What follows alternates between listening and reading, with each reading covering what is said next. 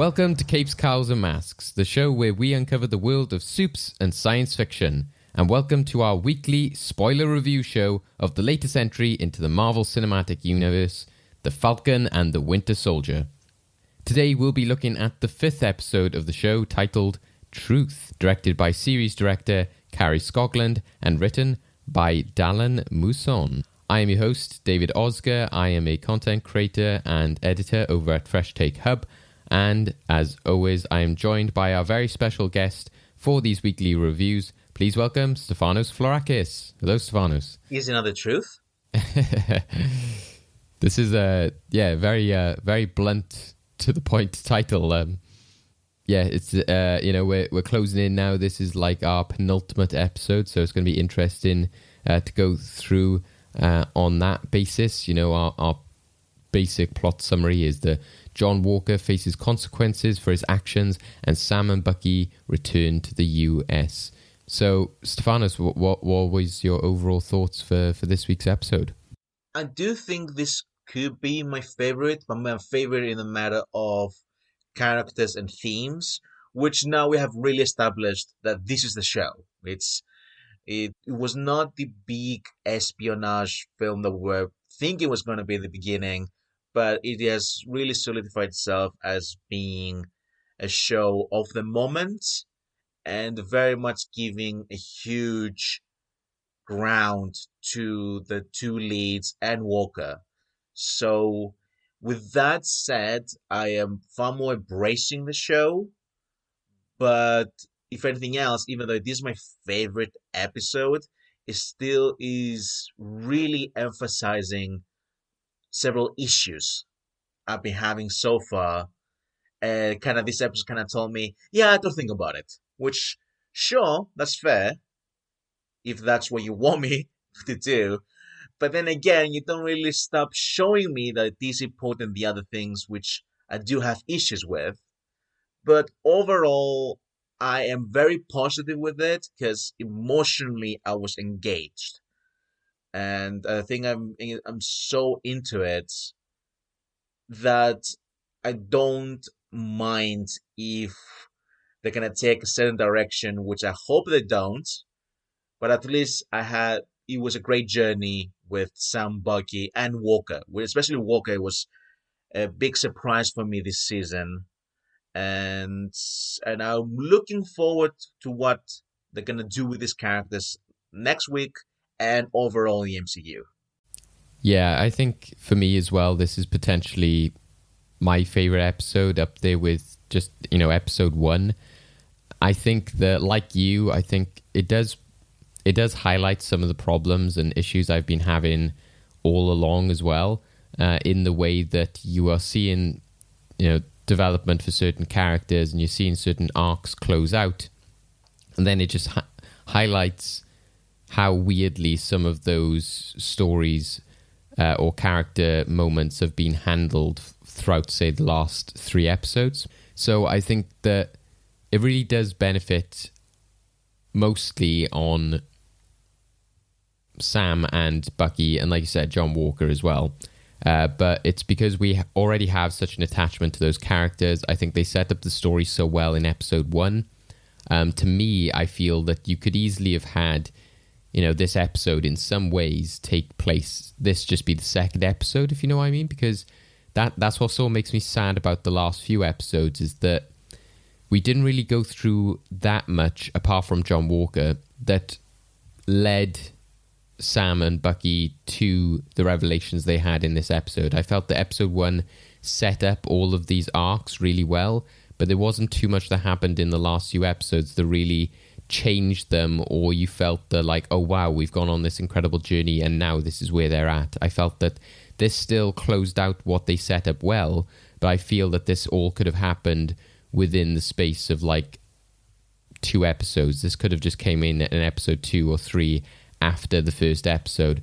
And again, it just depends on how you enjoy it or the way you see it, whether it is just they've gone on this fun adventure and then we get back to the emotional stuff. And I think with the MCU, you can look at it at 2 different lenses. You can be more cynical, or like, oh, well, this is just the typical penultimate episode. We're just going to each story We're just closing out these arcs and we're just having like the typical emotional stuff. But at the same time, there's the side of me which watches it and goes, well, no, but this is really powerful, and they have some fantastic lines in this. I thought that this is one of the best scripts that we've had all season as well, and just they do expertly show some of those parallels between the different characters and set up how interesting some of these situations are and highlight a lot of the themes. So I really liked this episode. I thought it was really good. I really enjoyed some of the directions that we went in, and while some of it was more cliche, I much preferred it to what we've had the past few weeks, possibly because we've had less of the problematic elements for me. I think I was glad that the Zemo stuff got wrapped up, because like Jake will say, I was getting concerned about how they were going to wrap up this story within the time they've got. So I'm kind of glad that they've closed out some of what we expected could have been bigger, but actually turned out to be smaller, and I'm kind of happier about that. And also, like, the Flag Smashers didn't play as big a part of this episode, which I often find they're the most jarring part of this series. So yeah, I really liked it for all the emotional stuff. I thought that it did a really good job with the hour runtime as well. I think this is a really good example of why Disney Plus should use that hour runtime more often, especially with the Marvel shows, if they want to have these big end credit sequences, etc. I felt that this led into the end credit sequence a lot better, and we just had plenty of time to have with all these characters and all these moments. So I really enjoyed it. But anyway, we'll get on to our episode breakdown now and tell you what we thought about this week's episode and break down all the different scenes and moments that we get. I've got a lot of notes for like specific lines and stuff. I think that that's what was great about this episode as well, is that we had a lot of great lines, we had a lot of great moments, which we're going to go through. You got to give me the shield, man.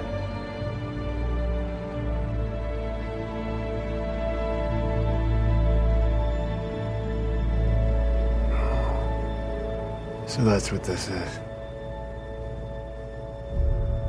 You almost got me. You made a mistake. You don't want to do this. Yeah, we do. Starting off, we see that John Walker is running away into a abandoned facility, having just publicly executed Nico. With the death of Lamar Hoskins and his murder still fresh in his mind, Walker is then confronted by Sam and Bucky, who demand he give up the shield. Walker retaliates by fighting them both, momentarily incapacitating Barnes and severely damaging Wilson's Exo-7 Falcon by destroying the wings. So yeah, I thought that this was really impressive that they started off with this fight sequence. Again, in the past, I felt that maybe they haven't sort of like told an episode sort of start to finish as well as they could, in terms of having that feeling of just like, oh, we're just cutting this short just to then pick it up next week. But I think it did work for this episode, that element, because it was kind of like a two-parter rather than just feeling like you were just splitting up a 6-hour film. I got a lot of Civil War vibes from this opening. A lot of the music was there. It's definitely a good opening.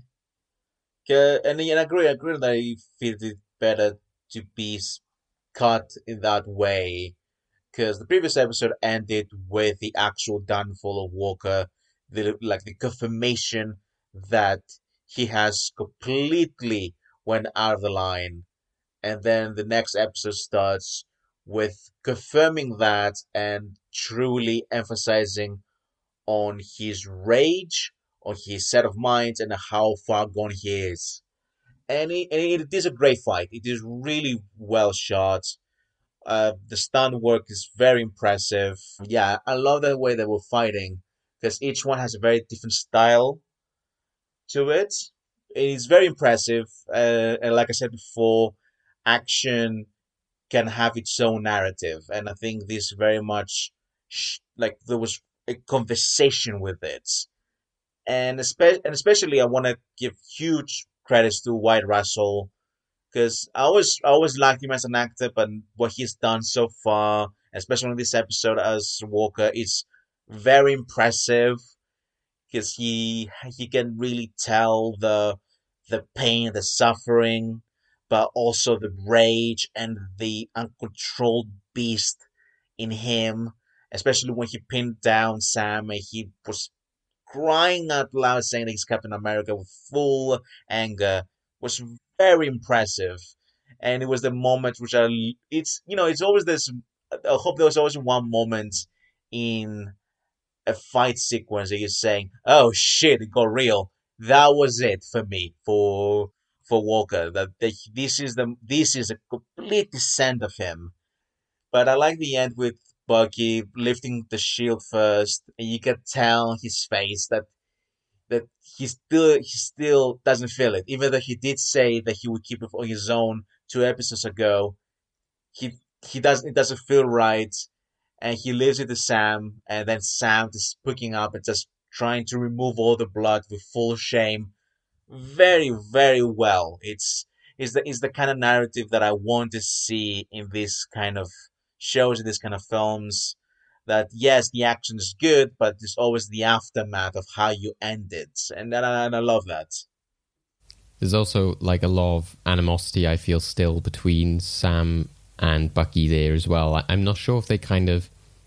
I like the resolution that they eventually come to, but I don't know if they sort of bridge that. I suppose we'll come to it later on in terms of showing how he changes his mind. But at this stage, we very much get the Bucky who we've seen for the past few episodes, who's angry at Sam for not, for giving up the shield. So he kind of throws it to the floor, kind of like, you should have had this like weeks ago. I shouldn't be having to like give this to you. So there was that kind of anger still there, I feel as well, which was really effective. And I think again, we've mentioned before that the performance that we're getting, this is some of the best stuff I've seen from Sebastian Stan in this season. He's had some amazing moments, and also just, I think that what I was impressed with, especially throughout this episode, is setting up Walker as this kind of really bitter character. I think originally when we had like our first review, I was talking about the expectations of him being kind of like a Homeland sort of character, whether he was going to be this sort of arrogant,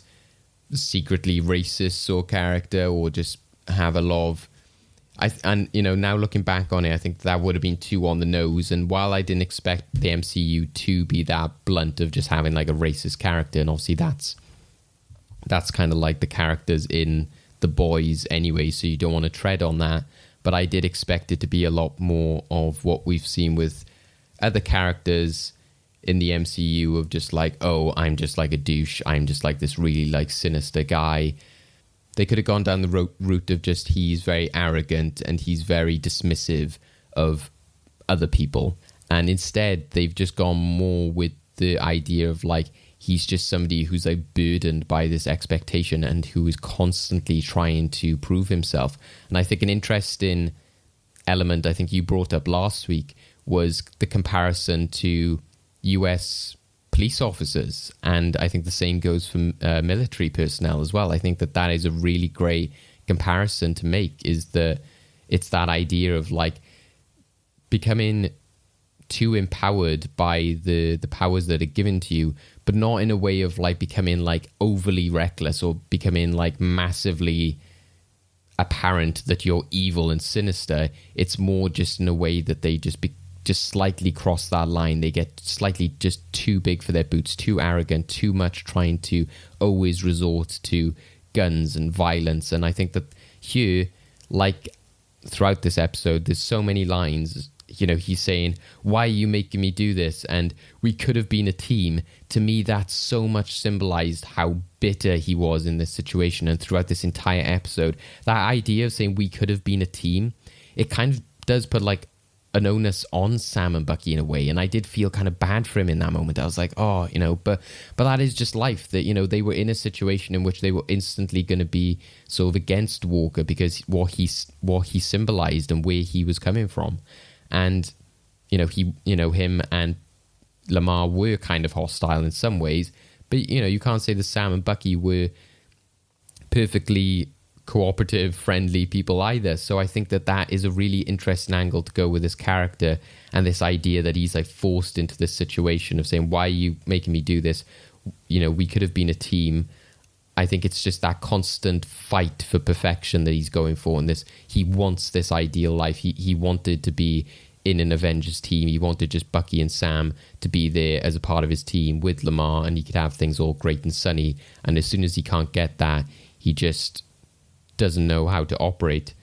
And even like the line, like you pointed out, the like, I am Captain America, I think that was a bit on the nose for me. It kind of, but I do kind of love it for being very much of a typical villain trope of like, I am inevitable. It reminded me of that kind of line, especially from, again, Marvel villains. So, as you said earlier, John Walker proclaims that he is Captain America. He attempts to kill Wilson, but is stopped when Barnes pins Walker down.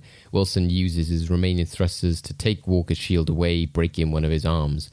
Then in Riga, the GRC raids the camp in an attempt to find Karli Morgenthau, but can only subdue her followers.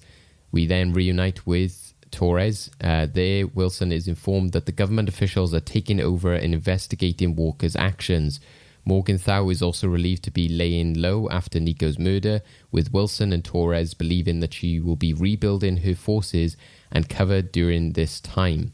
As Wilson leaves the camp, with the shield now in tow, Torres is left with damaged Falcon wings, and I believe specifically Sam just says, keep them, which, you know, is interesting as well. Again, this is where you really start to see the strength of Anthony Mackie's performance in this episode. You know, he really shows a hostility and a real sort of burden that he has from everything that he's going through, especially when Torres says to him, you know, what happened? And he's just like, you know, just the look on his face, like his eyes, he's just like, you know, and I really love that, you know, in seeing the different shades of these characters. I think it's fantastic. And obviously there is an element here of building up Torres, which I believe in the comics sort of becomes the Falcon.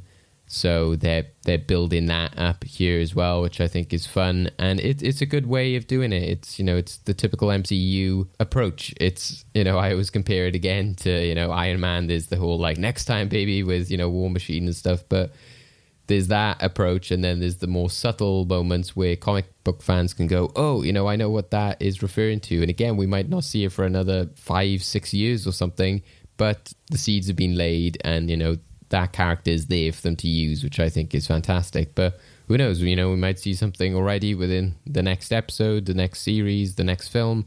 What did you think of this interaction with Torres and Sam? Well, for one, I'm sad we didn't get to see more of Torres. The first episode really laid down some really interesting stuff, arcs, and characters that I kind of wish we had seen more of them. And one of them is Torres, because I would have liked to see a new dynamic for Sam. You know, for once that he's kind of in charge. He's having someone like he was Steve. But overall, I think it's good. I like that Torres still has his own sense of character and humor. You know, the fact that he says Bucky, he says, "Oh, I see you got your sleeve back." Like because on the second episode, Bucky ripped his sleeve when he fell from the plane. You know, could call back, and yeah, like it is. There is definitely the charisma in there, but I cannot stop thinking that this feels very much like what Sam was in the Captain America films.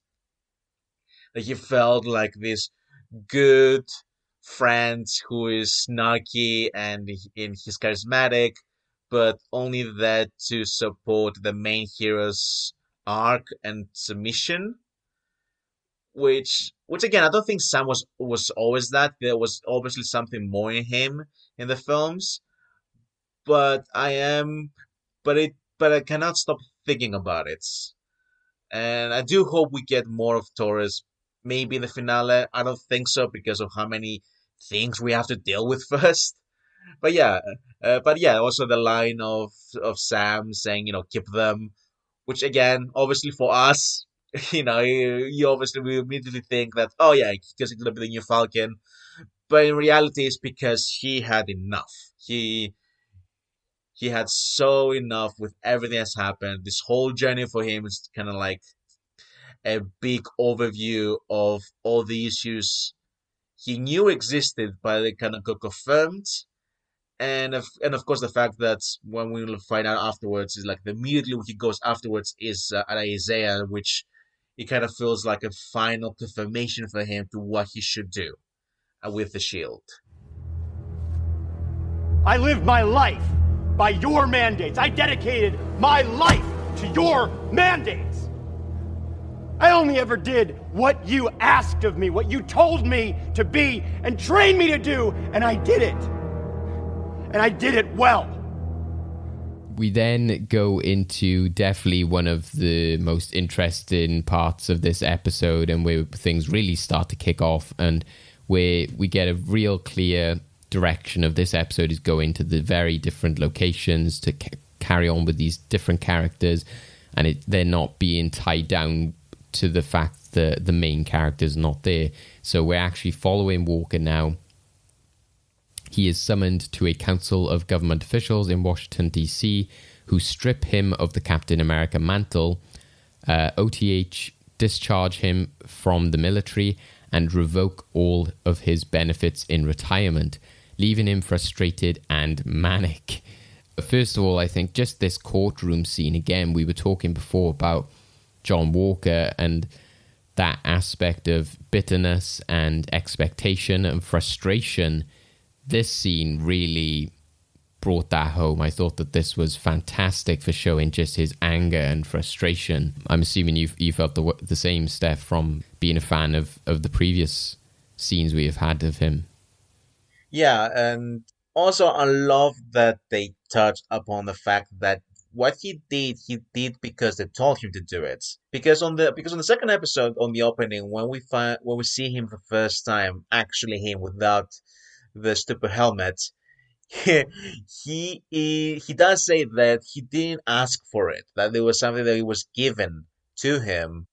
So, which is a great aspect. It is kind of really showing to how many sometimes political agendas can be the wrong ones, and it is something that Steve was fighting against the Civil War. Which is true. It's the fact that usually governments do follow certain protocols on their own, and usually with their own gain, and not necessarily because it is the right thing. And this is definitely something that I appreciate a lot, but also it kind of brings me back to something that has been kind of a conversation. Well, conversation, if you could call that on Twitter, with fans about the MCU being pro or anti-militaristic. Which, to be fair, how I saw it for those years, the MCU never really was part of our world. So I always thought that their military is not our military. So that's why I will be able to forgive some of the depictions, even though there are some more nuances now and there. But overall, there wasn't much resentment of the U.S. military. But then there's this scene and this show overall, and I think that this is a bit more direct and commentary on the U.S. military, and for one, I really enjoy it because besides my own personal beliefs, but also because it really gives a great arc for Walker, because that is what makes him more different than other villains.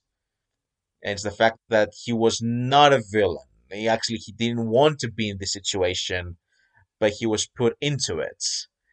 And the whole line of saying, you build me to do this, you made me to do this, which is true. It's something that a lot of people don't always think about when we come to this kind of situations with the military or the police. That yes, they are at fault when they're doing a wrong thing, but at the end of the day, they were put in this position by a system. And very brave, for one, that a Disney Plus show says that kind of commentary. Also, I can see why Disney Plus is not on China commentary. But yeah, I really love this. Again, Wyatt Russell's acting, great. because you come to the one point where you really empathize with him and you understand him, but then he says the continued bullshit that he's Captain America, and you're like, ah, you lost me again.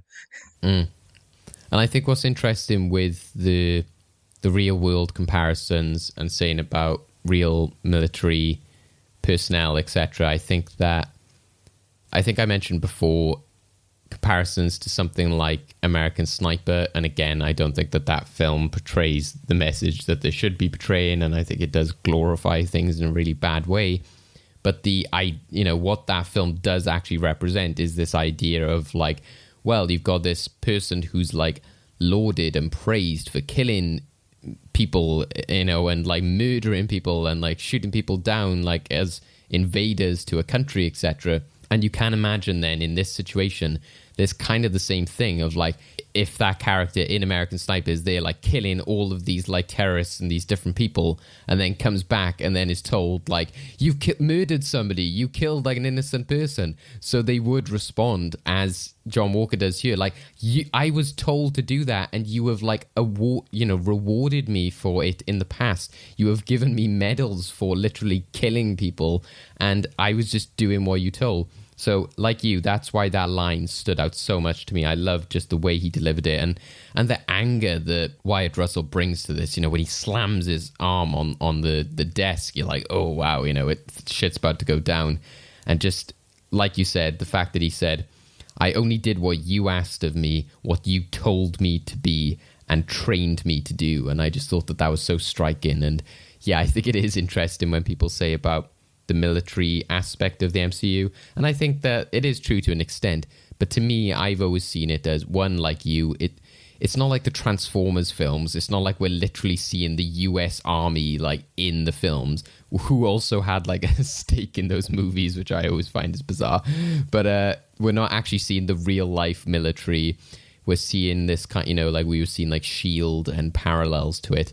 And I've always seen it more as the MCU being the realistic world that it's always been. And Marvel has always done that. They've kind of always wanted to be a bit more grounded, be more realistic, whereas you don't see that in DC because they're more about these characters being gods and being like very of different worlds and being able to handle these situations on their own. Whereas again, Marvel has always been more, Captain America leading a troop of different characters.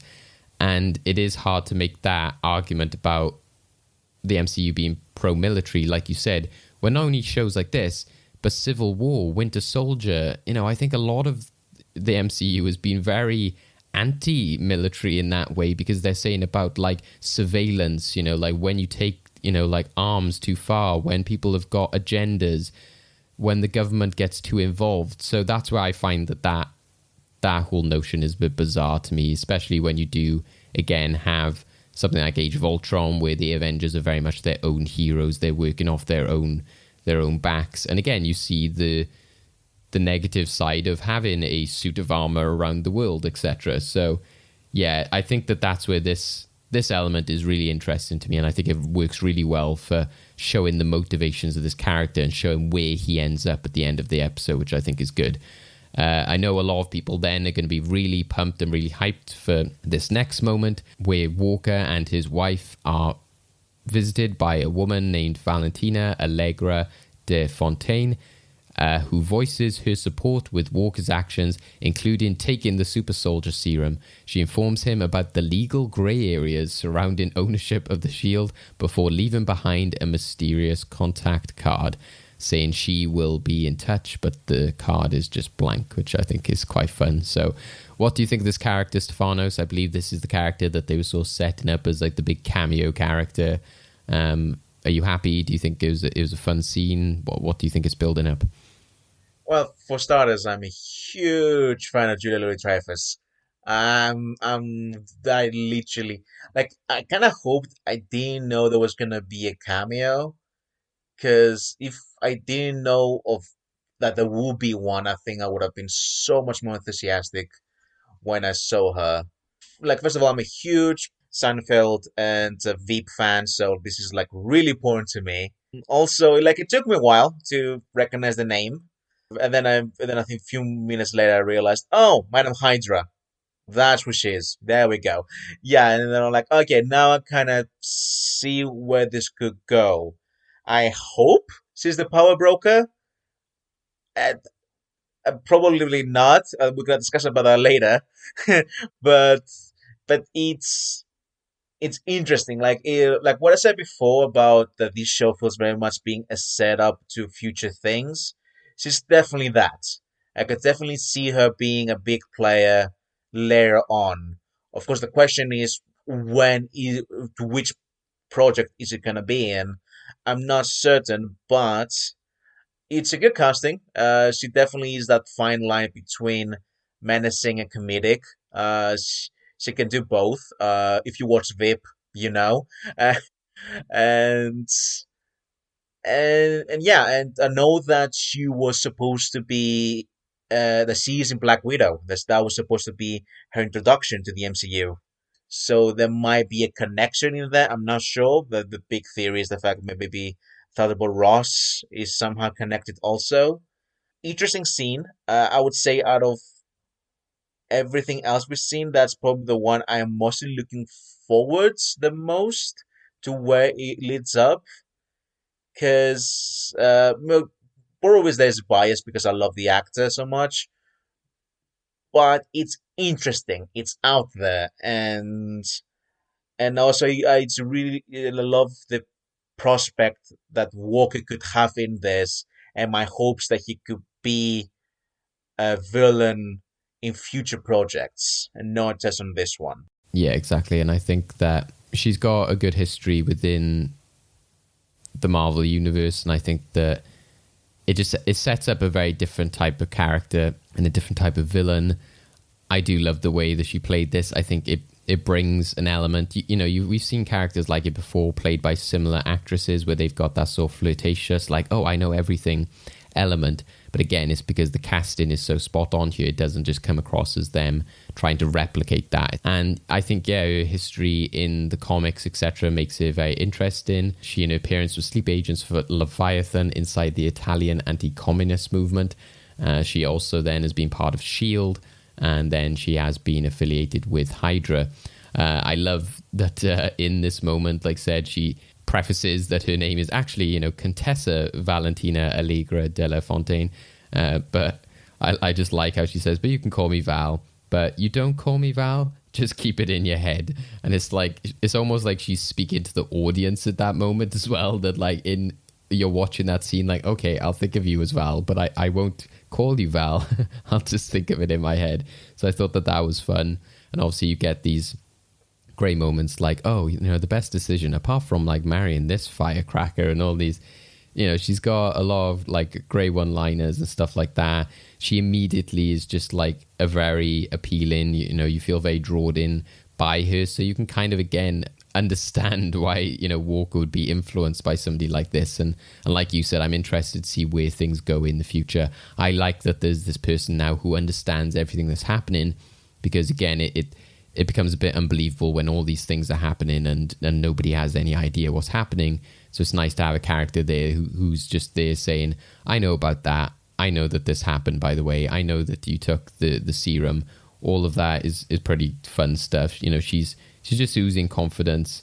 And I like that she also brings up that the shield doesn't belong to the government, because, again, we've sort of had questions about that in the past, haven't we? Where we're like, does it? Why would that belong to you? So I like that she kind of pointed out that and said, it's a bit of a legal gray area, which I think is fun. So, and it makes sense as to why these characters can operate in the way that they do. So then, while wandering the abandoned GRC camp, Morgenthau, furious about the deaths of her fellow flag smashers and Donya Madani, rallies her remaining teammates and plans to ramp up their mobilization. At a memorial in Sokovia, Barnes confronts Helmut Zemo with a cocked firearm. Zemo reiterates his belief that Morgenthau cannot be redeemed from her radicalization, and because her influence stretches across the globe, the only reasonable solution is to kill her. Barnes decides to disregard his advice. He aims the gun towards Zemo, only for him to reveal that it is unloaded.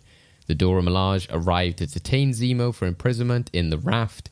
He bids his well wishes towards Barnes before leaving. Then we get Io advises Barnes to distance himself from Wakanda for the time being due to his role in Zemo's escape. Yeah, I really liked a lot of the stuff that happened here. I think it did sort of wrap it up quite neatly, quite quickly, you could say. But then I was just such a fan of some of the dynamics we had here between Zemo and the Dora Milaje and Bucky that, you know, I really did like this scene. Yeah, like it does feel a bit quick, but I think it's because now we really get what the show it really is about, and it's very much about Sam, Bucky, and Walker. It's very much about these three and dealing with all the choices they've made, the past, and the new choices they make later on, which kind of define their own destinies. And I was happy with Zemo because, like I said before, Zemo very much was someone who was there to build up those characters and to really establish the overall themes. And I also like the fact that he kind of was expecting a different thing from Bucky, and Bucky proved him wrong, and proved him wrong twice. And I like that. There's now this understanding between them, and the fact that now Zemo also kind of changed in the end. And I like that overall this show kind of gave more layers to him, even though he had a great backstory before. Now he has a personality on his own, and Bucky really helped in the end because he progressed to a new level now. That now he sees that even though he has those extreme ways, there are the exceptions, and Bucky is that exception. And also Bucky himself, the fact that now he does is not filled with anger, and he can truly see things on a different perspective. Not everyone deserves that, but I think Zemo was kind of his own exception. Also, I'm very sad that Bucky is not welcomed in Wakanda for a while, because that kind of ruins my theory. I mean, hopefully, hopefully if something happens, I don't know, has something happens in Black Panther, and like he has to go back because come on, just give me that part. Yeah, And she still calls him White Wolf, so yeah, true, there's still true. that. Like I said, I could still see him completely living with the soldier persona on the past and becoming the White Wolf, and that could be his actual like superhero alias. Yeah. Like even though we're definitely gonna have Sam with a new suit, whatever it looks like, I hope we get one for Bucky too. Yeah, And because it is weird for him to be Winter Soldier when that is the alias of the villain, you know, the assassin. So, like I even want to go full camp, like in the comics, and have him his own like eye mask, and but in this time like be like being white and have like a lighter color suit and be the White Wolf, like I would love to see that. Although I could also see him completely retiring from all that because that's his whole arc is the fact that he tries to find some peace within him. But yeah, it's a good scene. Again, definitely is not the last time we see Zemo because they do say he's going on the raft, and I'm pretty yeah. sure we will get something there next episode. I do Possibly, like that was brought up because when we were reviewing the episode where he broke out of prison, I think I was like, why is he in this like German prison when they've got like high security prisons like the Raft? And so I felt vindicated by this then. I was like, yeah, thank you. Like they realized they should have been in the Raft. So that makes sense. I find it funny as well that the Dora Milaje aren't there to kind of go, we want to take him in, kind of like they did with Claw in Black Panther and so take him to Wakanda. They're like, no, we just want this guy to be in custody wherever it is. So they take him to a different prison. I like that they didn't sort of take him to Wakanda because that could have just turned into a messy, confusing situation. yeah, I think that's really has to do with how the country changed since then, and and and who knows how the country is right now. Because the interesting thing is like the film, one of the big issues that all the characters had in the country is the fact that if they should open the borders to all the other refugees to the surrounding countries, and now we're dealing with this same issue in the show, and how True. much difficult it has been since the blip. So now I'm really wondering how that has affected Wakanda. Yeah, Okoye was concerned about maybe having a Starbucks when they opened up the world or the Olympics, but it could have been the case that, when they did open up and again the blip happened, they could have very much been a country that allowed in these refugees, and maybe a more of a country who were willing to keep them, etc., who wouldn't be on the side of the GRC. Yeah, because I think in Endgame it was kind of established that Okoye was kind of de facto in charge of Wakanda, Yeah. as both the royals were vanished at the time, Yes, yeah. and I could see her being like loyal to T'Challa, and following his own rulings.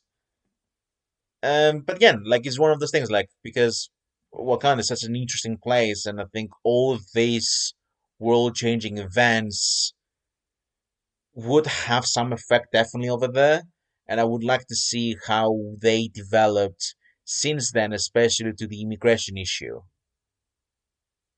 Yeah, Black Panther 2 is definitely going to be an interesting film for just, obviously, unfortunately, real world events that have happened, but just in general, just like how much like that country and those characters have been affected by everything that's happened. I do like as well here that, again, Zemo, he's just like, ladies, like, it's showing the different shades of the character. I'm glad that he didn't just turn into the villain of the series, that he wasn't just like, I'm in charge of everything, I'm like the one who's doing this. Like you said, it makes him more of an anti-hero. And I also like the emotional moment for that link between him and Bucky. I like that he said, I took the liberty of crossing myself off, your list. And he said to him, I hold no grudges for what you thought you had to do. I just thought that, again, that's why I've always loved the character. And I think to me, he still very much stays true to what he was in Civil War, because, it's what he said at the end of that film to T'Challa when he said, I'm sorry about what happened to your father, etc. There was that sympathy, and he wasn't, outward, just a horrible person. And I like that he says goodbye, James. I like that he calls him James, because Bucky has many times in the past corrected people by saying like, only Steve calls me Bucky. So I like that he has that respect for him. So I thought that was a very nice touch as well. So yeah, I thought that we had a good conclusion to that storyline. Ladies, I took the liberty of crossing off my name in your book.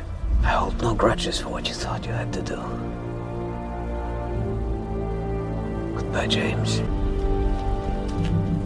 Going on then, we see that Sam returns to Baltimore to visit Isaiah Bradley. So this is another big part of the episode where he wants to know about Isaiah's past. Bradley informs Wilson that along with him, a number of additional black soldiers were taken to be unknowingly injected with different versions of the serum. Despite the serum being unstable within a vast majority of the recipients, they were all sent out on missions. While some began dying off, some became prisoners of war. After overhearing an officer's desire to destroy the POW camp to eradicate the evidence, Bradley infiltrated the camp alone and liberated his comrades. Due to being the eventual sole survivor of the serum, Bradley himself was captured and experimented on for the next 30 years. During this time, letters written to Bradley from his wife before her death were not allowed to reach him. So yeah, this is all really interesting stuff about what has happened to him, knowing this kind of unknown story. And what really struck me in this entire situation, I think, is that at some point he says, our history isn't told, or we're so glazed over, you won't hear that about that aspect. And and even when Sam says, we gotta tell people about this, and he's like, no, we can't. But it reminded me very much of the what we've had in the news and just in culture in general over the past years since Black Lives Matter, we very much have had a big push for the change in education and the stories of people of color in history, very much, especially in Britain and definitely in America. There's a lot of the narrative of like, look, you know, you praise people like Lincoln or different kings and queens and different military personnel, but where are the stories about all these important people of color who've added to society, who've made scientific discoveries, who've made historical discoveries, who were heroes within war, who made changes to education? And we're not taught that in school. And I think that is so what makes this so relevant to today, that we're literally told this entire story, which sounds like a Captain America film. This sounds like an MCU film. This sounds like Wonder Woman or something. You're like, oh my God, all this stuff happened and nobody knows anything about it. And I think that really hits home how much of a relevant story this is. And it's, again, not the direction I expected the series to go in. I expected the race part to be a part of it, but I thought it would be more on the nose of the kind of the government wanting to be not outwardly racist, but just being like systematically racist, I suppose the phrase would be. So, and that there would be an issue of Sam taking on the mantle in that sense. But I just love that they've actually gone with this angle of Sam feeling the pressure of taking on this role because he knows what the reaction could be. And there are people within his community who fear for him in that sense as well. And I think that goes for Sarah, that goes for, you know, definitely Isaiah, and a lot of other characters we see later on. I think with Battlestar, with Lamar's family, there's definitely that kind of conflict of whether this person should be lauded in this way and whether there's different elements that led to different situations. I think what I assume is like Lamar's sister seems to have some hostility towards what happened to him and to Walker, which we'll get onto later. But yeah, I just love this entire scene. I thought it was really emotional. Elderly people crying and getting emotional is always like a way to get to me. I'm always like, oh God, this, you know, so seeing like an old man like cry is really like sad. And yeah, just his story, I think, was really devastating, and it really brought up a lot of the themes and the dilemma that Sam is going through, which I think is brought up really nicely later on. So what did you think, Steph? I am very happy that we're back here. It's, like I said, it was not what I was expecting, because I knew they were going to touch upon race. But the thing is, there's not the best track record of uh, big blockbuster superhero stuff tackling race. I think Black Panther is the exception. It's a huge exception to all this. But the most I've got in other material is usually on shows, and specifically CW shows, which they're not very settled to what they want to say. Not even like settled, like, to be honest, like, you know, something like Watchmen. Watchmen is not settled, but it's effective. But other shows, usually more mainstream, closer to Falcon and the Winter Soldier, they're not presenting an ideal. They're presenting a plot in a way. Like they're just trying to be. I hate the word, but they try to be woke to a matter that maybe they wouldn't have any saying in it. Mainly because it is constructed in a way just to be relevant. But this feels relevant because not because it's on because of the movement we have at the moment. It's relevant because it's true. It is something that is very true, very out there, and the fact that this Isaiah story is a story that has been happening in the American military, but not just in Americans, in a lot of Western military. It's been happening for so many years. And I love the sensitivity to it. They're not trying to present it just to provoke or to just trying to be sort of emotionally what's the words manipulative. They're not trying to be emotionally manipulative. They're trying to actually present this uh a mirror to our history that is relevant to the story and to the character and to the themes. And it's the kind of stuff which never expected from a show on this streamer, and definitely not from Disney overall, because usually they either today's the fear of alienating the mainstream audience, but I think that's the beauty of this medium, the medium of being more targeted to a certain amount of people. And the thing is, MCU fans are many, and I think it's a great platform to starting to do these new things.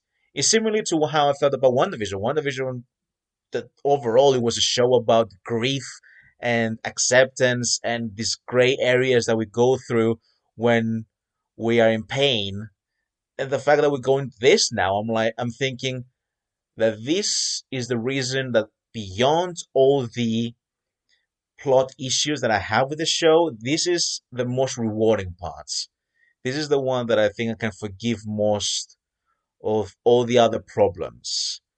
Uh, and the acting overall is amazing for both of them. The fact that Isaiah is the one who does the most talking, and Sam who does the reacting to it. It's really well made, very personal. I could really talk about this scene for hours, but I am very happy that this happens, and I'm glad that Watchmen wasn't the only superhero show to try to make the uncomfortable conversations. Because I think that's the big thing. I think that other shows failed because the other shows don't feel like conversations; they feel like lectures. But Watchmen and this show feel like an actual connection to the past and our present, and hopefully to our future.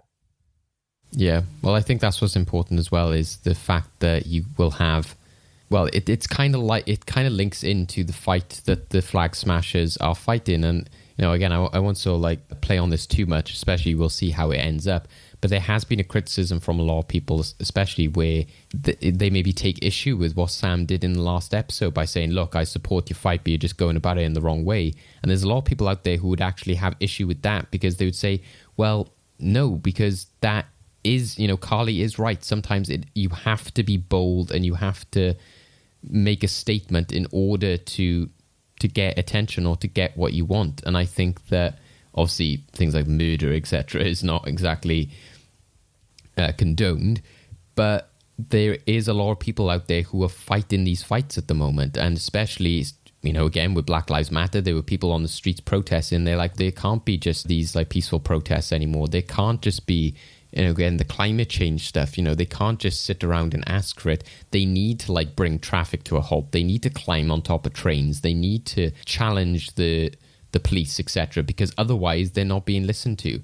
And I think that is the case for a lot of minorities out there. And I think that's understandable why some people are taking issue with the themes of the show or how it's handling, especially the Flag Smashers stuff. But this kind of emphasizes that by saying that, when Isaiah says that, he's talking about real history, saying that the Red Tails, the 332, they came home then to crosses burned on their gardens and all that kind of stuff. And I like the Sam later in the episode says, Isaiah's been through a lot. If I was him, I would be the same. And I think that really shows Sam's conflict and the dilemmas that he's got.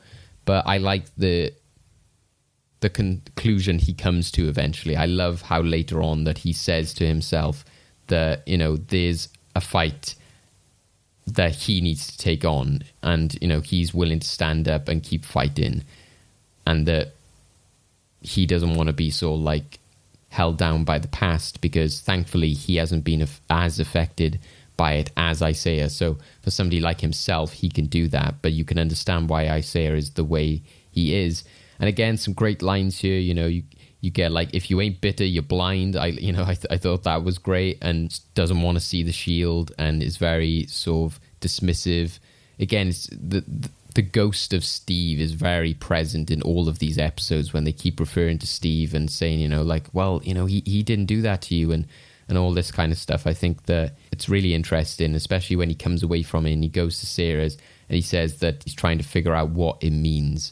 And I think that that is interesting as well, is that he's going there, like you said, they're not being too manipulative with it. They're not being like, this is the situation, this is why this needs to happen. He's going there because he wants to sort of challenge his views and understand the feelings he's been feeling, and knowing the moral responsibility that he's got, which I think is a great way to challenge, to take on this story. So yeah, I think that this is a real strength of the episode, and I think that this episode revolves around this moment, and everything that happens before it and after it is very much reactionary to that conversation, which I think is great.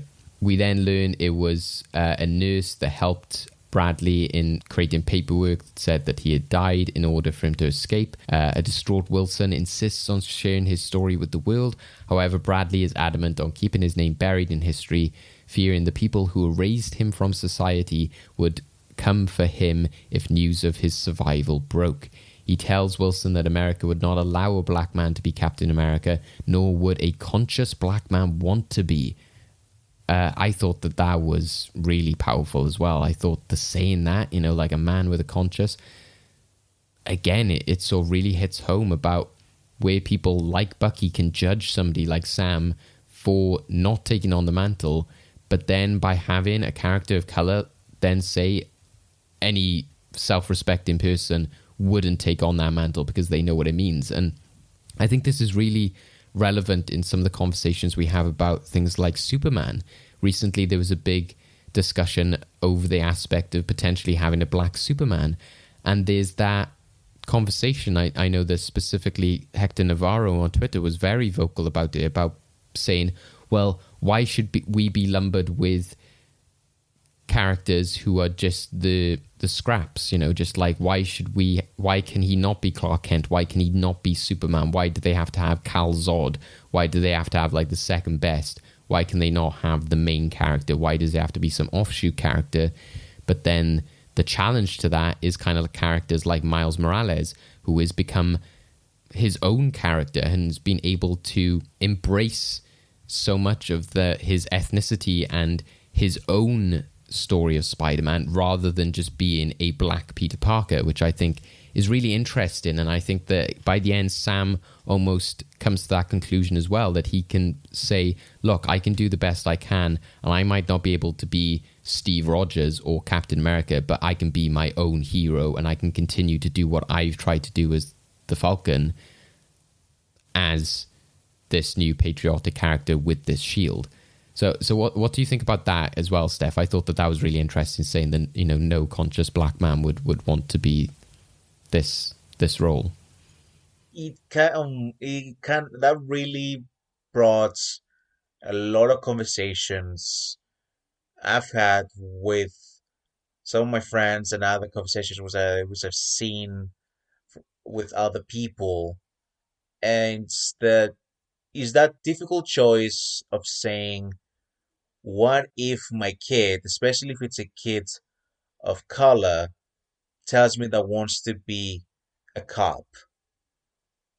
And of course, like me, based on my own experience and on my own beliefs, I will be extremely hesitant. I don't want to say negative, but then again, but then it comes to the question: if there is this, no, if that there is a systematic issue, isn't the best way to fight that systematic issue is to starting replacing members of the system, and starting replacing them with people who wanted to change and will be good in the job that they're supposed to do? And that is a huge conversation. That is a very difficult conversation, because obviously you can see that these issues have been happening for decades and decades. It's still happening right now, and there's no much hope for change. But like Sam says, in later on, like he says that, in a way that he has to make that change. He needs to keep fighting, so there can be that chance. And it is foolishly optimistic, Which again, it is a trait that a Captain America should have. And well, I don't know if you should, but Steve was like that, and it was one of the best aspects about him. But again, it is the big difference that Steve was Steve. He was, like Isaiah says, a blonde man with the blue eyes, the ideal of so many countries. So it is obviously gonna be difficult, and I hope it's gonna be difficult. Like, obviously, I hope Sam gets it, like, all well, like he's gonna be accepted and everything. But in midst of storytelling and themes, I hope he struggles, because that seems to be the realistic part in this world, which now is getting closer to ours. They erased me, my history. But they've been doing that for 500 years. Pledge allegiance to that, my brother. They will never let a black man be Captain America. And even if they did, no self-respecting black man would ever want to be. As we see at the end of the scene, he calls his sister Sarah to say that he'll be coming home. When he is then back in his hometown, he learns off his nephews that Sarah can't sell the boat because there's too much damage to it. So he decides to call on his community to come together to fix the boat, as they are so indebted to the Wilson family from all the help that they've got from them over the past years. Barnes arrives with a case Io delivered to him as a favour and stays to help with the fix-up. During this, the two characters talk briefly about Karli, while Torres would be drafting a plan to defeat her. Barnes mentions Zemo's beliefs about her. Wilson also convinces Barnes to stay in Louisiana despite the latter's scheduled flight out the following day.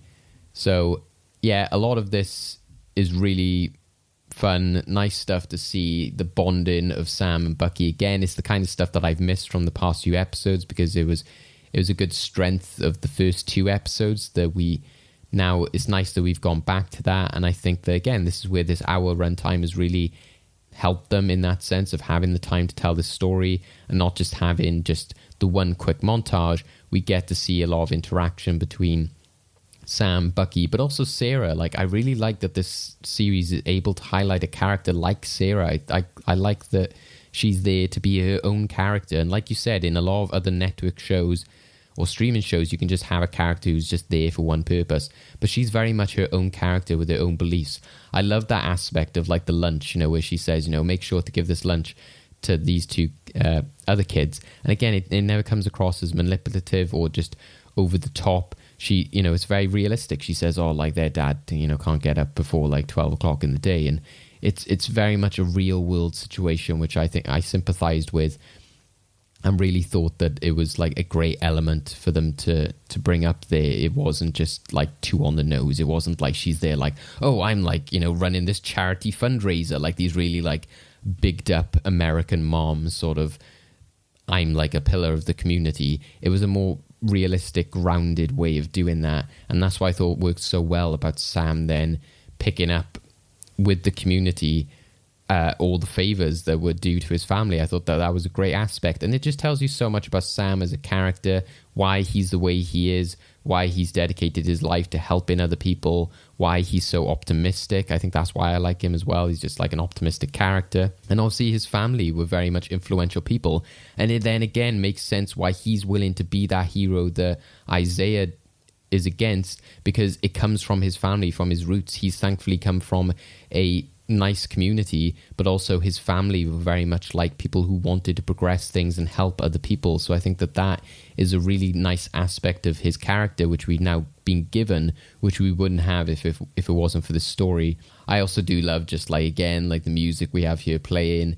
We get Bucky kind of like flirting with Sarah a bit, which was fantastic. I just loved like Sam's like look, and then later on he's just like, don't flirt with my sister. But it's just so funny when we get to see that side of Bucky as well, because it's very much a part of the character which we obviously didn't have in Winter Soldier and Civil War, but was kind of there in the first Avenger when he was sort of out and about at the the expo they were at, and he was talking about going dancing with different girls, etc. So yeah, I thought of all of this was really great to sort of strengthen their relationship, strengthen their bond, and show how Bucky is more of a recluse. He's more of an isolated character. He's hesitant to stay there, but then Sam convinces him to, and he then is starting to create more of a life outside of being this assassin. He's starting to develop more of a friendship base. He's trying to find like a home in different places, which I think is really important.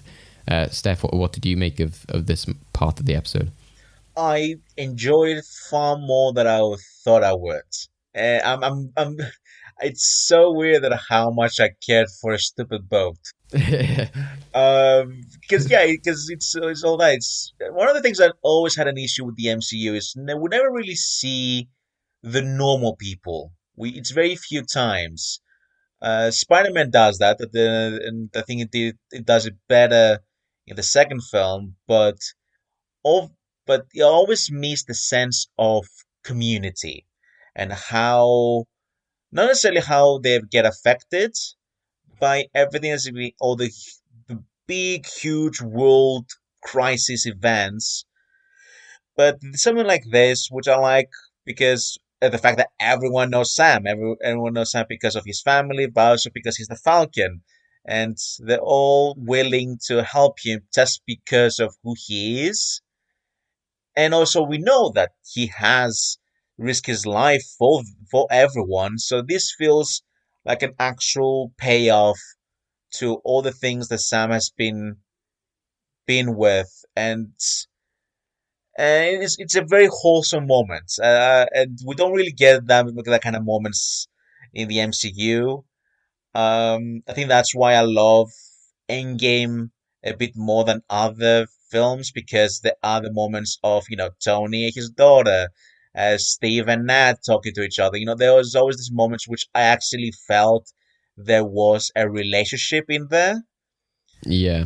And there was the attempt for just like those emotional arcs and moments like Tony and his dad, etc. Yeah, like I say all the time that I wish Endgame was 4 hours long, which the extra 30 minutes is just them hanging around. Yeah. You don't didn't need be any drama. Just have them just having conversations and such. And yeah, exactly. Yeah. So this kind of moment really was rewarding, especially to everything we've been through for 5 episodes. And like we said before, I wish that was earlier in the show, because I did actually care for the goddamn boat, and I actually really liked Sarah overall as a character. I thought it was a very interesting approach to take with Sam. And even the fact that, I don't even remember ever mentioning how he had a sister. So that was a great addition. And also I loved Bucky in it. The fact that that was one time that he's actually started feeling more of himself, Every smile that he was putting out, it was a joy. Because you could see, not even Bucky, but you could see Steve's best friend. And especially when he sees the boys playing with the shield, and you can see that proper wide out smile that he puts, and you can see that he feels at home, something he hasn't felt for a long time.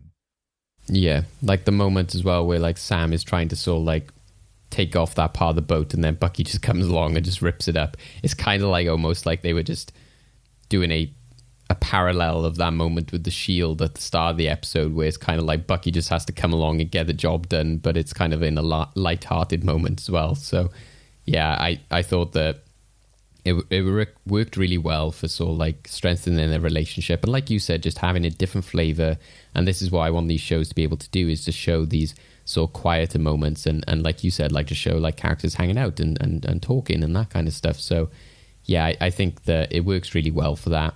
We'll quickly talk about like the Walker scene, which I mentioned earlier, where he visits Hoskins' family, hoping to bring them solace, knowing that he had brought Lamar's killer to justice.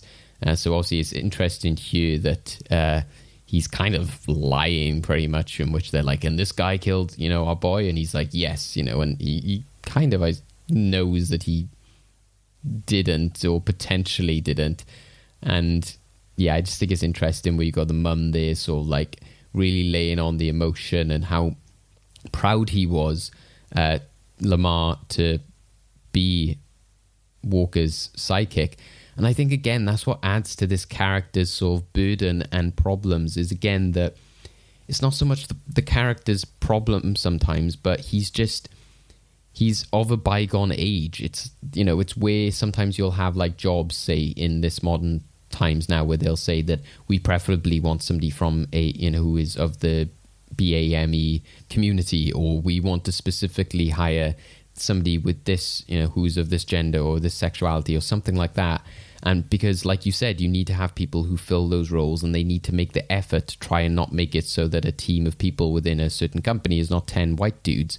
So this is kind of the same with Walker, in that it emphasizes for so long. And again, I'm not saying that this character is like racist, because he's he's married to like a woman of color, etc. But it kind of does emphasize maybe the constitutional racism which exists maybe within the character and the society and story they're telling, is that he kind of represents the like, well, my best friend is a black guy kind of aspect. So he's almost, it's like the character is almost embracing that his friend could never have been Captain America. He had to be the one who was the leader. And the fact that his friend died is then also justifying that aspect, that like he was the more disposable person in that situation, which again, I don't think the like Walker sees it as that. It's just that he's an unfortunate victim of these circumstances, and he's peddling that storyline. And I think it's like you see that with the parents, that they're kind of bought in, they're kind of invested in this storyline, but somebody like what I assume is the sister kind of isn't buying it. She's kind of looking at this going like, I don't buy this. Maybe she knows obviously that she's seen the news and seen what's happened to him, and maybe she's just not happy about the situation that happened. Maybe we'll see that sister come to sort of react more happily when we get Sam take on the mantle, or whatever happens in the final episode. What did you think of this scene? It's interesting what you brought up now, because here's the question. If Lamar was asked to be Captain America, would Walker still want to be his number two? Yeah, exactly.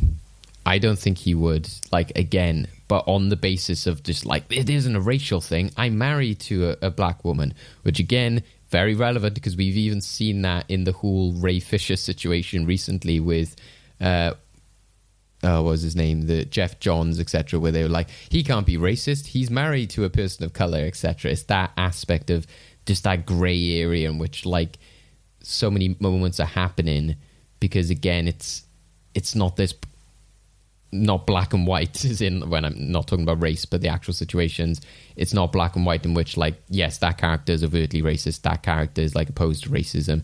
It's just, again, just the institutionalized aspect has happened, that he could just unconsciously be resentful and want to take over that role, because he feels, like he said earlier, you've trained me for this, you've put me in this position.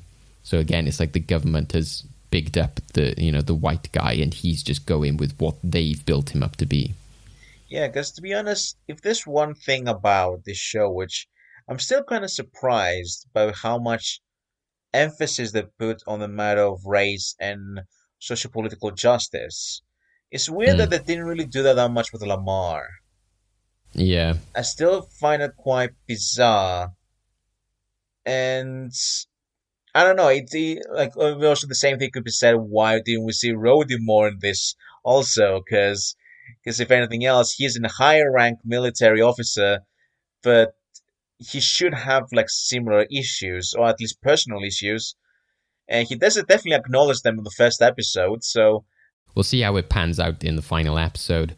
While walking out on the street, he uncovers his promotional poster on a wall, so you kind of get that element of him looking at what could have been, etc., and the expectations put on him, which I think leads us nicely to where we see him at the end of this episode. We also go back to Madripoor, where Sharon Carter contacts George Batroc, which is the Leaper, hoping to offer him a job, which is interesting. I watched this and was kind of like, is Sharon the power broker? What's going on here? I spoke to Tom, who also works on Capes, Cows and Masks, who was on our WandaVision reviews and is on the news episodes, and he kind of saw it as Sharon putting in a kind of psycho killer into the villain's faction intentionally to sort of cause problems. But I was like, I don't know, she's kind of helping to hire a criminal which she knows Sam has come into conflict with. So I'm starting to question her motives, especially because they were such bigging up that fact that she was like, I was, like reprimanded, I've been like pushed out of my country, blah blah blah blah blah. I could see it very much as she's very bitter and scorned by what's happened. So I was just like, could she be the power broker? Could she be involved more heavily? Oh God. Okay. I'm like, it's unfortunately, I think they're actually going to say this is the power broker, which, if that's the case, doesn't make any sense. Because I'm like, if she is the power broker, why did she send them to the actual lab? Why did she put the bounty on them, which made it so much more difficult and endangering her own life? Like, there's so many factors in here, which I'm like, I hope it's not, because it doesn't make any sense. Yeah, it's but like then, when things are just done for the sake of a twist, isn't it, in other TV shows, and you're like, they just want that end reveal of the person twisting around in a chair, like, oh, it was me, and then you're like, oh, that doesn't make sense. but then again, I'm like, yeah, but okay, if she's not, what the hell's the whole plan about Patrosh? Because I thought maybe she hired Patrosh so she can locate Karli and let Sam know. I thought that was initially, but that wasn't the case in the end. So I'm like, wait, so you put the guy who wants to kill Sam the most with the team that Sam tries to get. So you actively trying to kill Sam?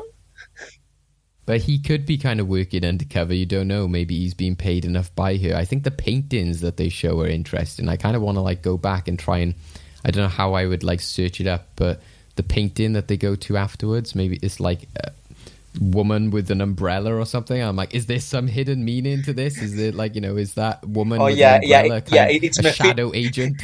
No, it's Mephisto. It's Mephisto all along.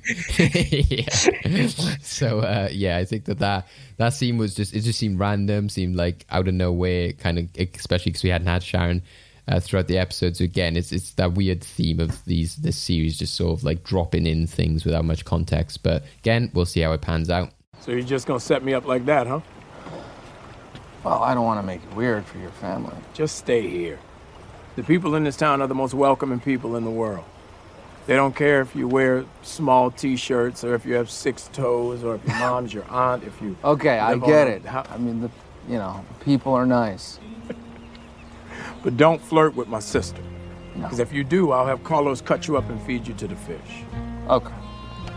Thankfully, we go back to the Sam and Bucky stuff. This is where, again, it starts to get more into the groove, get back to the good stuff. Sarah relieves them of their work on the boat, and then they do a little practice frisbee session with the shield. Just what is something like actually calming or like almost like soothing about watching the shield just bounce off like pillowcases on trees. It's just the way you see it so often in very like vigorous, violent situations in which it's thrown and it hits somebody off their feet, etc. Here you're kind of just seeing it like boom, boom, boom, and you're just like, oh, that's kind of soothing. So Sam begins to practice throwing the shield between trees. Barnes then apologizes to him regarding his previous frustrations about his decision to retire it, noting that its symbolism was the closest thing he has left to a family. I thought that was like, this scene was so like, I found quite emotional. There's a few moments where I saw like, got a lump in my throat just at the concept of certain things. I think that Bucky is such a fascinating character, as we've discussed before, for how troubled he is and how much he's a symbol of somebody who's been constantly in a fight, in a war, and is very troubled by his past and the fact that he has lost everything. And it really emphasized to me that how much that Steve was always painted as this man out of time, and he was alone in that situation. But again, he was Captain America. He had this chance to sort of live a new life and to experience everything again. But Bucky was then the only other person who experienced that. But they didn't really actually then get spent that much time together, because everything that kept happening meant that they were always separated. And then obviously, the Bucky was dusted, and then as soon as they come back, Steve is gone. And I think that you really feel the loneliness of Bucky in this situation, that he's lost the only person who he could sympathize with, who had the same experience of him, of like existing in one time and then living in another. And obviously he's mentioned his family before, but now I'm assuming that we probably won't see them because potentially they have all passed away or gone. And just the aspect of that shield being his only family left, I thought was just such a heartbreaking notion. And I think it adds a lot of credit to the conflict that we had throughout this. But I also like that he outright just apologizes for the way he was. You don't get that very often in film and TV. I like that he just outright apologized. And it was very much a very realistic moment. I don't like it when they kind of have to have this like, sorry, like sulky kind of thing, or they just apologize through a fight scene. No, here he just outright said, I was not to know about the troubles of an African-American man having this shield, and I don't think Steve did either, so I'm sorry for that. And I think that was really big of him to say, and again, it showed the growth of Bucky, and potentially that was the progress that he had made through the interactions he had with Zemo. Yeah, first of all, the shield worked physics, and it doesn't matter. I always just imagine like Tom Holland Spider-Man just watching these scenes, just like that thing doesn't obey the laws of physics at all. Not at all. Anyways, but beyond that, it's great. I mean, it feels natural because it feels like a therapeutic exercise, which again, it's something that Sam is very aware of. I love that we always go back to his old job as a VA consultant, which is great. I started realizing that this part of the MCU now, including Far From Home, they're not afraid to dismiss our original heroes now. Because Far From Home did the same thing for Tony Stark, because the whole thing with Mysterio is the fact that there was a whole vengeance against Stark, and that the fact that Tony's actions kind of created Mysterio as a villain, and which I imagine everything from now on will have a consequence. And now we have this, which Steve for us was always more or less like the best person in the whole franchise. But now we see that even the best person has had flaws, had a lot of flaws, which basically being quite naive to his own position and not necessarily considering to what he believes might actually do to a different person. And I love that. And it's a very interesting approach. It's not an easy approach to take, especially to a franchise that late. But the good thing is that I believed it. I didn't come to question it, or I felt that they ruined the character in some way. He felt very true to what it was, but just presenting it from a different perspective. And I think that is the beauty of this show so far, and it's the fact that we're seeing different perspectives. And yeah, and this is also another great scene. It's weird that how much I love these Louisiana scenes. Remember when we started, I thought that they were gonna be the slow moments, which they are, but they're actually extremely vital to these characters. And yeah, and also I love what Sam says afterwards to Bucky. It's very much it feels like a conversation, a therapy for both of them, saying that, you need to act on your own. You shouldn't just go around and avenging. You should find actual closure, which, again, it's something that I wanted to see from the very beginning, from the first episode, because again, that is a very interesting aspect about Bucky, which I didn't think they were going to do, and I'm glad they're doing it. Yeah, I think it's interesting as well that he uses the phrase avenging, isn't it? Because like you said, it's like they're not putting their heroes on a pedestal. They're, you know, using like Cap and Iron Man to sort of say about how they could have been wrong or how they've caused problems. So it's the same thing with the Avengers. You know, they've gone, you know, like you can't go around avenging, which I think is interesting. And the fact that he says to him, you know, you need to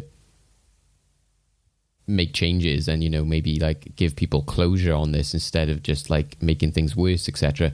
So I think it was a bit on the nose. You were kind of like, I wonder who he's going to go to. Like maybe the one character that we've set up that needs closure that Bucky is like in contact with. But again, you know, it's fine, you know, that like as you said before, plot is plot, you know. But before leaving, Barnes tells him to give a call once he has had a lead on Karli. Motivated by Bradley, Sam insists on to Sarah that they cannot afford to lose their boat, their totem of African American history, with the belief that Bradley's pain and sacrifice would be naught if no one continued to fight. He continues to train with the shield that once belonged to his friend, improving his accuracy to near perfection. So yeah, we get a load of great stuff within this, and again, it's showing the strength of the writing and the editing, that they're able to do this within this like time frame. Yeah, it's and it's a great montage too, for various reasons. I like the fact that he is gonna become that symbol, but he's gonna be on his own terms with no serum. Just he's gonna be that role because he deserves it, because he's willing to do everything in his power to be that, but without forgetting all the things he learned.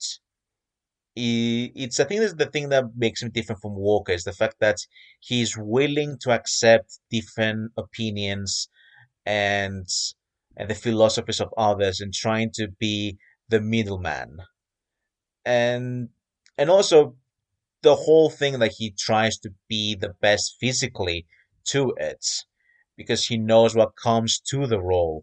Anthony Mackie does a great performance here as well, of mixing in that sort of like epic physicality, but also the humor. Like I love his face when he throws the shield and he has to duck and he looks back. His face is just a picture of, he's like, oh crap, that nearly decapitated me. Like it's just, it's like it's a struggle. It's a pain of its own, like any other kind of athlete or fighter or soldier. Like it's work to be done, and I like that factor. But also, it's very he could also be like another Hawkeye in the team as well. He can be somebody who doesn't necessarily have any actual enhancements or powers either. He's not got anything special about him. He's kind of like Batman. He's just somebody who's thrives off his physicality and his, you know, his tools. Also, I love the fact that now we kind of have an official new Captain America theme, which is basically the one we'd be hearing on almost every end credits, but now it has officially become our Captain America theme, which is great, because especially the fact that it has a lot of aspects from Louisiana. I mean, it is called Louisiana Hero, so I think it feels earned, and I think that's why I have been okay with how this show has been so far, because now I've come to this point and I fully embrace it, and it feels victorious. You know Karli won't quit. You call me when you have a lead and I'll be there. Not necessarily as a team. Nope. We're not that good. Definitely not. We're professionals. Definitely. And we're partners. Co-workers. But we're also a couple guys with a mutual friend. Friend's now gone. So we're a couple of guys. I can live with that. Perfect. We then come to, like, you know, wrapping up the episode and definitely setting up our finale for next week with the big sort of flag smashers and GRC stuff. So we see Karli reveals to the rest of her teammates that she has hired the Leaper. He gets his chance to enact payback on Wilson, while the Flag Smashers gain the armed strength of his forces, the LAF. As the GRC prepares to debate on the highly controversial Patch Act, which would force relocations of millions back to their home state. The Flag Smashers rally their supporters all across Europe. So they very much have placed a Pokemon on gym, and everyone is now coming to the raid on their apps. Few supporters infiltrate the GRC building in New York City, enabling a mass hacking that disrupts the debate before the assault. Torres passes a lead to Wilson about the location of the Flag Smashers incident, and Wilson then opens the case, marveling at the sight of the gift from the Wakandans.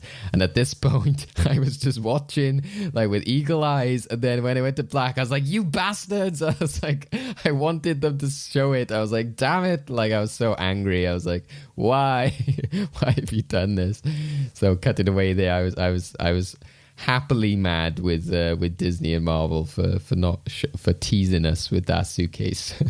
But yeah, all of this stuff is interesting. It's setting it up. Like I said, we don't know what the exact intentions of the Leaper is, but it definitely is going to add to some good action. It very much is like WandaVision, that they're setting up this big finale, which puts all our different heroes and villains off against each other. GRC stuff I thought was interesting. It kind of is that stereotypical view you get in films and television of, like, we're in a red room with a circle desk and we're all talking through different screens and stuff. As for them infiltrating the GRC, Fight Club. Okay, sure. Again, I don't really come to question anything, and it's sad because, like I said before, the Flag Smashers have very empathetic goals. But we really got to see very little of them. So at this point, it's sad to say, but I really don't care what happens to them. Yeah, that is true.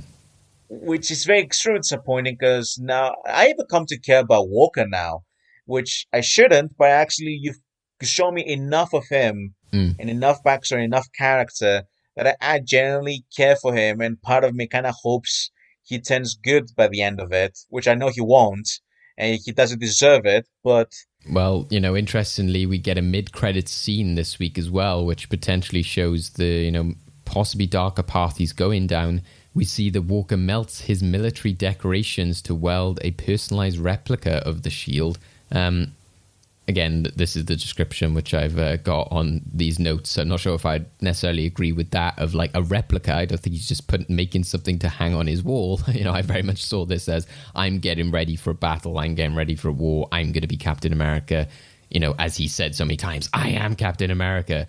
So I'm assuming that we're very much leading now to the US agent stuff, like fully in taking on that role of becoming US agent. Potentially he'll have, like, the same costume, but like the black version that we see in the comics, and whenever you see the character in other media, etc. Potentially this will lead into where Madam Hydra, or, you know, that organization that she's associated with, will get in contact with him. Whether he will turn up in this finale, whether it's going to be like a Cap versus Cap situation, or whether they're going to sort of like tease him for, you know, another appearance somewhere else. I think ultimately he will show up in the finale, obviously, because of everything they've built up. But yeah, I think that this is really interesting, especially because of the medals aspect. I like that. I think that would be interesting if he's there with a shield which has them on it, or on his costume, because it very much will depict that, like, I am the military man, and villainize him in that way of showing the arrogance of military leaders, and, you know, the idea of, well, like you were saying earlier, people's problem with the MCU of being, you know, being pro-military, but this would show this in a bad light of showing, like, this kind of, like, guy who's just going around lording around his medals. I think would be, you know, is a really interesting aspect to see. Yeah, I just hope by the end of it, maybe Sam will quit the military or something, because I hope that there's... Well, he's like the Air Force, isn't he? So, like, you've got, which I believe then Rhodes would be a part of, with Walker, I assume, was more part of the traditional army or something like that. Well, overall, I kind of wish they will be a direct criticism overall. Yeah, they're all like the same kind because, because they are at fault for what Walker happened to him in the end. And But yeah, but also I hope we actually see Rhodey. Like, come on, this is literally on your grounds. Like, you won't send War Machine to do this, which we know for a fact that Tony and Rhodey have been fighting these kind of forces. I mean, Yeah. it still seems weird that they haven't sent War Machine to do these jobs. Well, like you said, because he seems more like kind of semi-retired at this stage, like especially the way we saw him at the start of the series. He seemed more of a kind of like supporting like higher government role. But it would make sense when I was saying about like how many characters we got in New York, because they've set up Rhodes and he was in that first episode. You can imagine they would have this big fight scene and maybe they're both in danger, and then who should show up? Oh my God, it's Rhodes or something like that. But again, won't put my expectations up too high, but I think that would be fun. But we'll see. I'm going to be happy just to see Falcon is the new Captain America, etc. Interesting to see if he is just purely Captain America or if he keeps any elements of Falcon, because I know there's a lot of like concept art or fan art which shows like a blend between the two. But the way he left things with Torres makes me think that he might not want to carry on any element of Falcon. We'll have to see. Well, it depends to what the Wakandans made. Yeah, I like this aspect of the Wakandans are fantastic tailors. They're like, you need to go to them to get yourself a costume. Also, it seems fitting that the first official Black Captain America will have gear made from Wakanda. It seems very fitting within this universe. Yeah, that is a great point, actually. Yeah. George gets his payback, and we get a killer. It's a bargain on both sides. You invite me here for a picnic or what? Un test en quelque sorte. Nous sommes partout et nulle part. C'est pourquoi nous allons gagner. Je suis pas ici pour ta cause. I'm only here to kill the Falcon.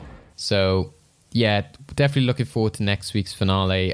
This was, like I said, potentially my favorite episode just because of how much like emotional moments we got. We got some great action at the beginning. We got some great like comedic moments as well. We got a lot from some of my more favorite characters, like, of course, Bucky, Sam, but then characters like Sarah, and I thought Zemo had like, a good conclusion to his story. And yeah, we'll see how things will pan out in the final episode.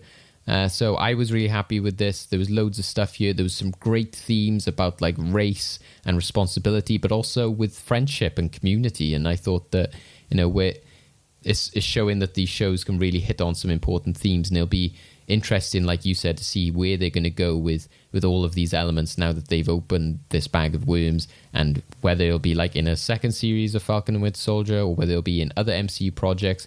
It'll be interesting to see. So, Stefanos, what are your final thoughts?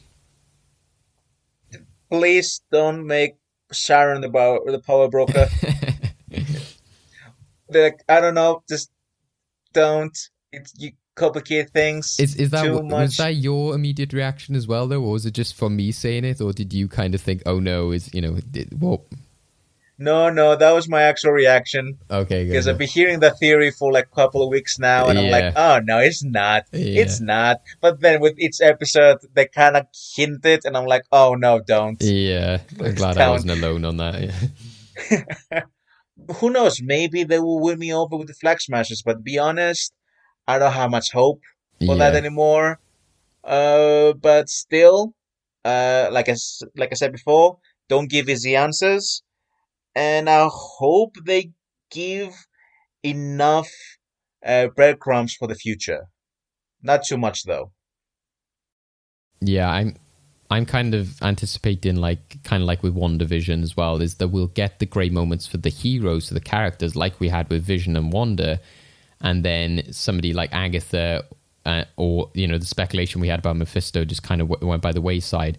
So it'll be the same here. Maybe the Flag Smashers won't be the focus of it, but it won't be detrimental to the story. It'll just be that they just weren't fleshed out in the way that they could have been. So I think that this will be a satisfying finale. It's going to be like a lot of action, and it's going to be great for like our characters like Bucky and Sam. It'll be interesting to see how long the episode is as well. But yeah, we're going to go now. Thank you everyone for listening to this review. We always appreciate people coming on board to listen to us speculate and theorize. Please do share this episode wherever you can. You can catch myself on Twitter at David Osgar, Osgar, as well as on Letterboxd and on my website, freshtakehub.com. Stefanos, where can we find yourself? You can also find me on Fresh Tech Hub and also my Twitter at syflorakis, which you can also find an attachment for my Letterboxd profile, which I make short comments, sometimes one phrases, on each film I watch in this year. Watched too many things and I'm losing my mind, but at least now I know that Korean cinema has great B films. Yeah, check it out, guys. There's loads to watch at the moment.